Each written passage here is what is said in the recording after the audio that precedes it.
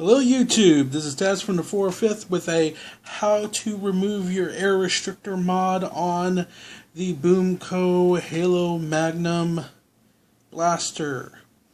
A lot of people have been asking me exactly how I took the air restrictor out of this. The biggest trick is to fillet this thing open. First you gotta get this off, and there's a rod right here that you need to literally take a blade, a hot knife, something, cut through that metal stem.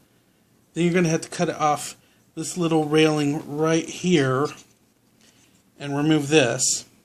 After taking out the screws, the rest of it pops apart very easy.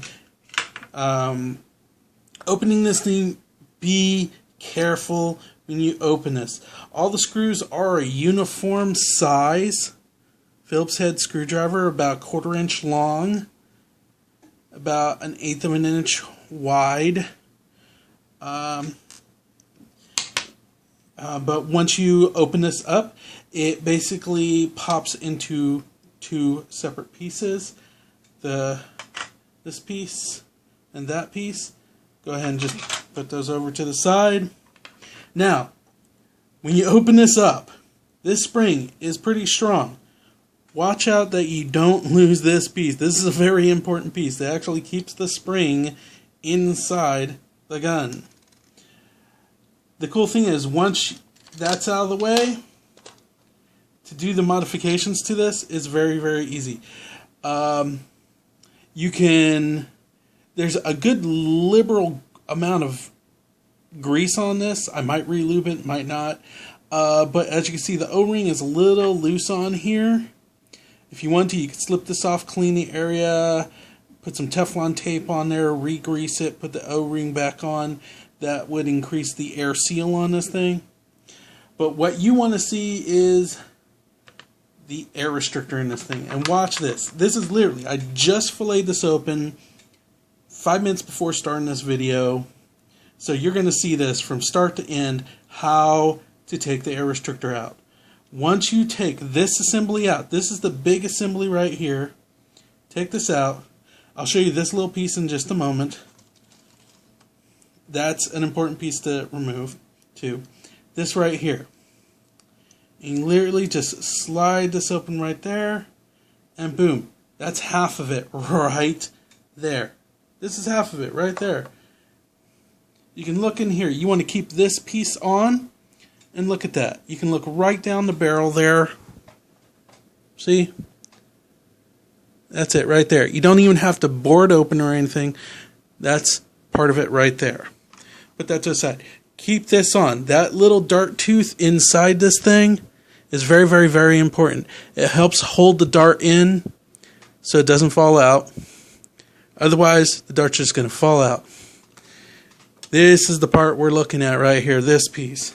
Now, it looks a little foreboding because it looks so big, but in actuality, that's it right there. This is the air restrictor, right here. Pops off. It is literally sealed on with a little bit of grease. It's suction fit.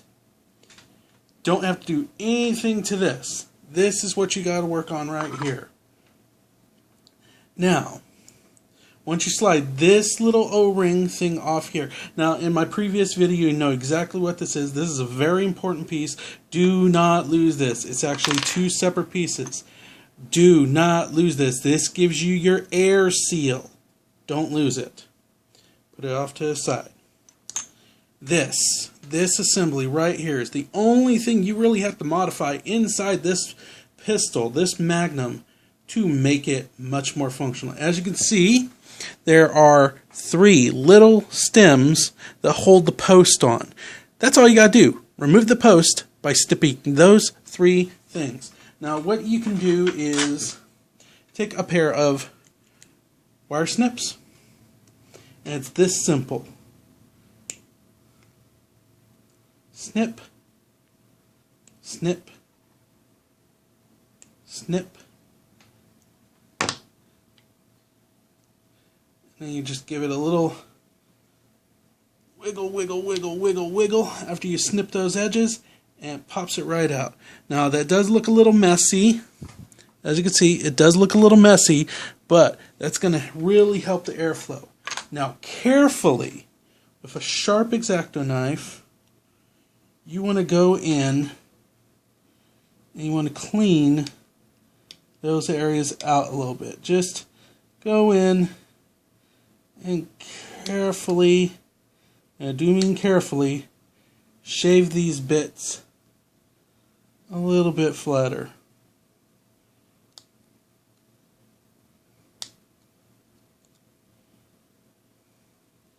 Now this is the time-consuming part because I'm doing this in real time, no editing.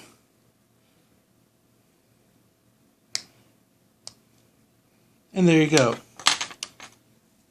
Just clean those nubs out, get to about there, and that's it. That's taking out the air restrictor. Basically, you just pop the 3 nubs on there with a little pair of wire cutters, fingernail clippers, any sharp little object, hell, even the X-Acto knife, and cut the stem out. Once you clean it up, it should look like this, and then it's literally a case of reassembly. You put this piece back onto here, locks on nice and smooth. It does free spin, but if you look very closely, you can see a little locking nub right there. You take this piece, little piece of debris, you take this piece, which is part of the air seal, you stick it right there. Then you take this piece, and you see that little nub right there? You see that? See that little nub right there? Locks right onto that little nub right there, and voila. Your plunger assembly is back together. And that's literally it. That's the whole thing. Take this out, and you're done. Now, if you glue this back together, it will seal it that much better and keep it from leaking any air. But once you put this thing in, it is literally pressure fit inside the gun so sternly that there's no air leakage in here. It has incredible seal. And that's basically it. That's the air restrictor mod. You can literally look right down the barrel here and see how clean it is. You can see that little dart tooth all the way at the bottom there. And that's it. Clean as a whistle.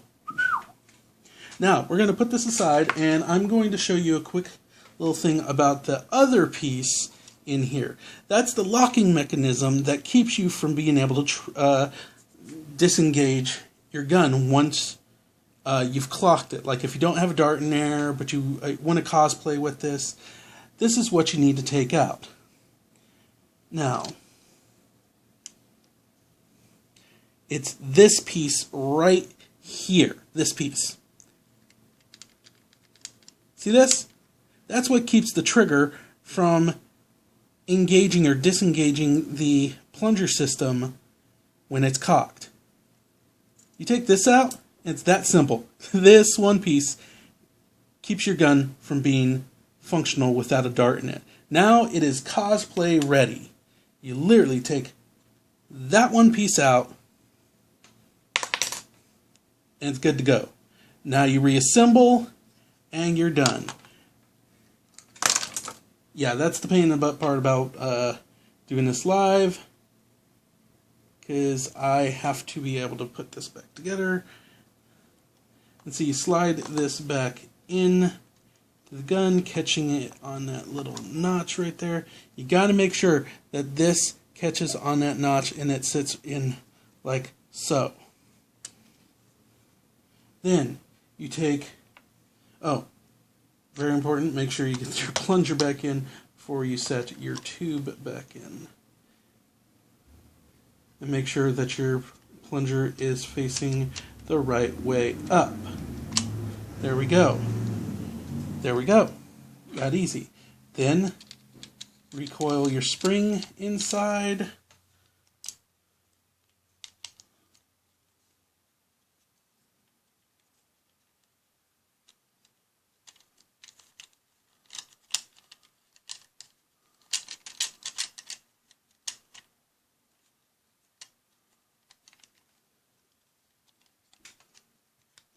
This is the real difficult part because it's literally a case of holding everything in while you do this. And try not to break anything while you're doing it. So once you get that in, you tease that spring back in.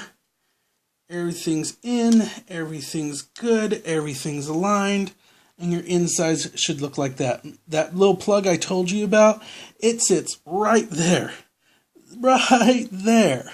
Holding that spring in and tensioning this entire thing. Now, once you have it to here, literally close the gun up. Set this gray piece over, well, make sure your catch spring is back on there. Little catch spring. And carefully tease that back on. It should friction fit right in there. Bada boom. And the modification's practically done. You just put this piece back on. There we go. And put your screws in. After that, the gun is ready to fire. Well, that's the end of the video, everybody. If you have any more questions, please hit me up.